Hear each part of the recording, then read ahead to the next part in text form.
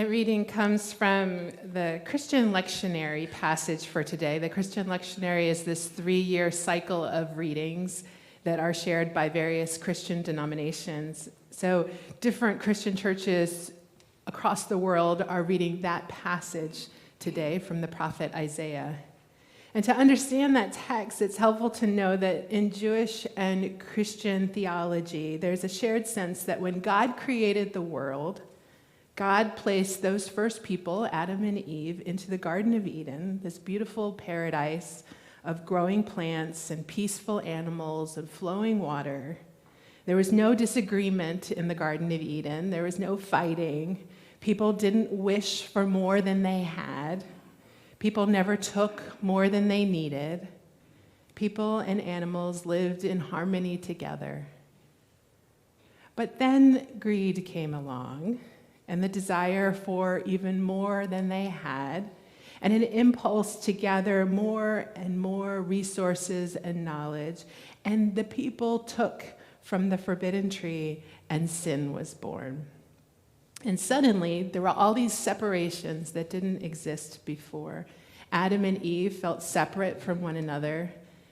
Adam and Eve felt separate from God. Adam and Eve felt separate from animals in the natural world. And because of that separateness, life in the Garden of Eden no longer made sense, and they were forced to figure out how to live elsewhere in this new separated state. In this state of separation, people and nations fought all the time. People saw what other people had and tried to get more and more for themselves. The world became a place where some people had too much to eat and some people had nothing to eat, where some people lived in really big houses and other people didn't have any house to keep them warm or to sleep. In this world, people took so much from animals and nature that certain species of animals were going extinct. And other animals like chickens and cows were so plentiful that they were becoming a burden on the land and on the environment. In this new world was born racism and sexism and other ways of arbitrarily putting some people down. People grew impatient with one another. They built systems that held some people back while letting other people thrive. And for many centuries, Jewish prophets imagined a Messiah who would come and right that cosmic wrong and return our world to harmony. The Hebrew prophet Isaiah promised us a Savior who would be wise and strong, discerning and humble, and he would change the world with his words and his actions. The world would be turned upside down by this Messiah, and peace, not separation, would be the way once again. And in that restored paradise, the wolf would live with the lamb, and the leopard would lie down with the kid, and the calf and the lion and the fatling together, and a little child shall lead them. They will not hurt or destroy on all my holy mountain, for the earth will be full of knowledge of the Lord as the water covers the sea. This Hebrew passage is read by Christians at this time of year because Christians believe that Jesus was their guy, that Messiah, that Prince of Peace that the prophets for so long promised. Jesus is the baby born to dismantle that illusion of separateness and to restore harmony. The wolf shall dwell with the lamb, and a little child shall lead them. And when I imagine that image, the wolf and the lamb and the little child, what comes to mind is one of those precious moments figurines, with the little baby lamb and the big wolf kind of spooning together in a little nap, inspired toward peace by a sweet little child whose imagination for peace has not yet been destroyed by the kind of apathy or cynicism that adults tend to take on. It is a view of paradise that modern religions, including our own, fail to imagine because the shapers of religion, that is to say, us grown-ups, are afraid to imagine beyond what we can see right in front of us. But like Isaiah, Jesus found himself also ranting against the injustices of his time. Like the ancient prophets before him, he had the hope of a small child believing still in a world where prejudice and greed need not be our reality anymore. And the children of today are still ranting against this strange world we have created. Greta Thunberg, the 16-year-old from Sweden who skipped school on Fridays to protest at the Swedish parliament, offered these words at a film and TV awards event in Germany earlier this year. She said, "We live in a strange world where all the United Science tells us that we are about 11 years away from setting off an irreversible chain reaction way beyond human control that will probably be the end of our civilization as we know it. We live in a strange world where children must sacrifice their education in order to protest against the destruction of their future, where the people who have contributed the least to this crisis are the ones who are going to be affected the most, where politicians say it's too expensive to save the world while spending trillions of euros subsidizing fossil fuels. We live in a strange world where no one dares to look beyond our current political systems, even though it's clear that the answers we seek will not be found within the politics of today. Where some people seem to be more concerned about the presence in school of some children than the future of humankind. Where everyone can choose their own reality and buy their own truth. Where our survival is depending on a small, rapidly disappearing carbon budget, and hardly anyone even knows it exists. We live in a strange world where we think we can buy or build our way out of a crisis that has been created by buying and building things. Where a football game or a film gala gets more media attention than the biggest crisis humanity has ever faced. Where celebrities, film and pop stars who have stood up against all injustices will not stand up for our environment and for climate justice because that would inflict on their right to fly around the world, visiting their favorite restaurants, beaches, and yoga resorts. We live in a strange world that my generation has been handed. It's the only world we've got. We are standing now at a crossroads in history. We are failing, but we have not yet failed. We can still fix this. It's up to us. And Greta Thunberg urges people, adults in particular, because they are the ones with decision-making power and financial resources, to listen not to the children of today, but to the scientists who for decades have been using words like crisis and disaster to articulate a problem that has time-limited solutions that many people around the world have chosen to ignore. She asks us to be part of the movement to reduce greenhouse gases in the environment before it's too late. I know that it's hard for us to get on board when our United States government is not getting on board.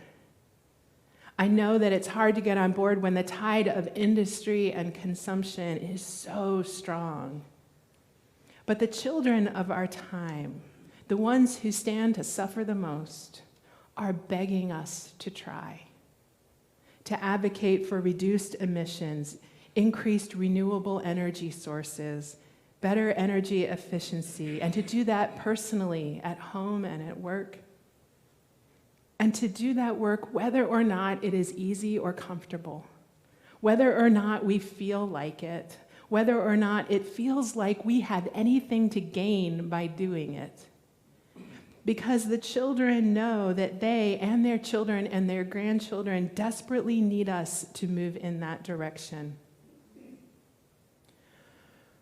Earlier this year, your First Unitarian Board of Trustees charged various people to explore ways that we could, as a congregation, save funds, maybe even increase revenue. And one group was charged to explore possibilities for installing solar panels as a way of increasing our revenue. And after a lot of research by Bill Hardam, Ray Iannizelli, Phil Crape, Marty Perez, Richard Speck, and Jim Weddle, the finding was that we could install a rooftop solar system that would furnish 40% of our electricity. But given the substantial costs of such a project and the relative savings, there isn't a strong financial reason to move forward. That is, we wouldn't go into a solar rooftop installation project for the money. But the group charged to investigate this project has asked another question: are there other reasons to move forward? Such a project would save 50 tons of carbon dioxide emissions per year. It would reduce pollution, and it would create a significant and visible solar facility that would model sustainable living choices for our congregation and for our larger community. Bill Hardam and members of that solar panel exploratory group will be available during coffee hour today to answer questions and talk more about their findings. So I hope you'll go talk to them after the service. Our congregation also has an environmental justice task force who is issuing us a challenge for each month of the year. Last month in November, they challenged us to shift from dirty fossil fuel energy to wind power. For Delaware residents who make that shift, you still get that same bill from Delmarva, but your energy would include wind-generated energy, which would reduce your carbon footprint. In November, they sent out a link with a promo code in case households wanted to sign up through a specific company. Now, I know some of you already use renewable energy. Others perhaps missed that November window to sign up, but the good news is they've extended that promo code, and so you can switch over anytime this week, and there's information about that at our welcome table. The Environmental Justice Task Force has a December challenge that they have issued to us for this month, and that's to go green for the holidays. And so when you give gifts for the holidays, choose gifts that are durable, that are energy efficient, recyclable, made of natural products. Use reusable wrapping materials. Support your local economy by buying from local merchants, craft shows, antique shops. There are so many very easy, very simple ways to have a green holiday season, and there are examples in the newsletter. You can Google it. Even in today's paper, actually, there was some more examples. In January, the task force will be challenging us to examine how our food choices impact the environment. We have been living in a perceived paradise. When I was growing up, we didn't worry about these things. When I was growing up, no one was talking about reducing, reusing, recycling. When I was growing up, plastic disposables were a convenient way of life that we didn't think twice about. When I was a teenager, we spent countless hours on Friday and Saturday night driving up and down Concord Pike. I do not know why. Nothing was happening on Concord Pike, but that's what we did. We ate meat at least 2 meals a day as the center and staple of the meal, not as with any consideration that it might be a burden on the environment. We threw trash out our windows on the freeway. But all of these ways of moving through the world were just evidence of that separateness to the world. No matter what you believe about the nature of Jesus, we continue to suffer from greed and the desire for more and more. We want to keep buying and building things, thinking that somehow that buying and building are signs of health and progress rather than signs of consumption and abuse. Because of our separateness, life in the Garden of Eden is still not possible. We are forced to live in the conditions of this strange world that we have built for ourselves. But every time we do one more thing for the environment, one more thing for our relationship to the earth, we restore something of paradise. The prophets have been sent. The Hebrew prophet Isaiah, the Christian prophet Jesus, Muhammad, Gandhi, Mandela, speakers of truth and wisdom who see the path to peace and articulate it for us. The wolf shall dwell with the lamb, and the leopard shall lie down with the kid, the calf and the lion and the fatling together, and a little child shall lead them. The cow and the bear shall graze, their young shall lie down together, and the lion shall eat straw like an ox. You know what this is, right? This is the ancient prophet Isaiah writing 700 years before the birth of Jesus, saying that even in paradise, even the wolves and the lions and the bears eat a plant-based vegan diet.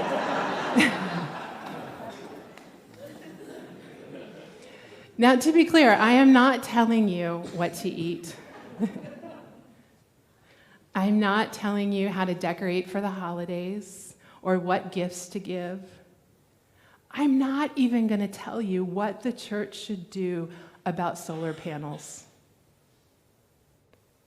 What I will say is that our theme for this month is awe. Awe. Awe is this complex mix of reverence and joy, peace, fear, confusion, adoration, harmony. Awe is a feeling that is intense and beautiful. It's a feeling so powerful that it has the capacity to radically change you. There are no words to truly capture the experience of awe, but you know it when you are there. Maybe you've caught glimpses of it in nature, in a magnificent sunset, or when there's a bald eagle soaring overhead, the unfolding of a perfect flower, maybe in a quiet, undisturbed, snow-covered landscape. Maybe you have caught glimpses of awe in a relationship, the birth of a baby, or surprising love. And that is what I believe paradise is like. Awe. Where people do not move through life separate from one another. Where people feel and see and act upon their interdependence with one another and the world. Awe is a feeling so big that our hearts get bigger because of it, and our strange, separate, and broken world starts to change. And instead, the world begins to make sense again. The spirit of awe needs us now more than ever. Every year at Christmas time, I feel like we are offered another chance to listen to the prophets of old and the prophets of today, and to make a choice. Will this be the year I give birth to that saving voice within? I invite you to rise as you are able and sing with me